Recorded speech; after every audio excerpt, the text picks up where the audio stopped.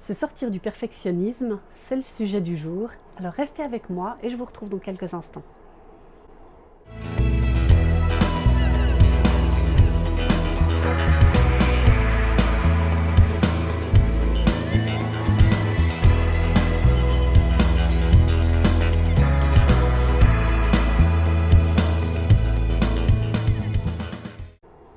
Salut à tous, c'est Isabelle Joliquin, formatrice d'adultes, conférencière et également auteure d'un livre qui s'intitule « Vivre heureuse grâce à ma maladie mortelle ».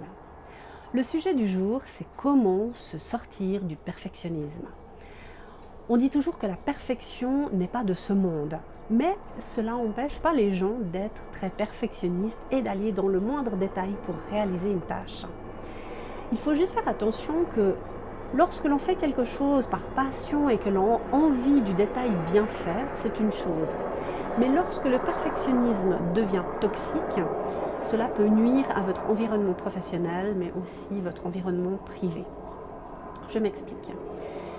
Lorsque vous n'arrêtez pas de penser à une erreur, lorsque cela vous empêche de dormir parce que vous n'avez pas fait cette petite action que vous vous étiez promis de faire, lorsque cela devient excessif, eh bien là, on est dans une nuisance toxique.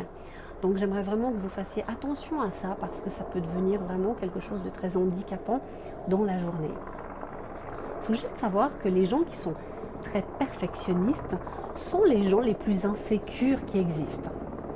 Je le dis en toute humilité parce que moi j'étais comme ça avant. J'allais jusque dans le moindre détail et tant que mes détails n'étaient pas réglés, je ne m'autorisais pas à aller me coucher le soir. Et pourtant, maintenant, avec mon nouveau mode de fonctionnement, je fais les choses très bien, mais sans être dans la perfection ultime, parce que rien n'est parfait dans la vie. Rien n'est parfait, personne n'est parfait. Alors autant consacrer ce temps que je mettais à faire ces précisions dans autre chose qui me fait plaisir et auquel je trouve vraiment un épanouissement et du bonheur.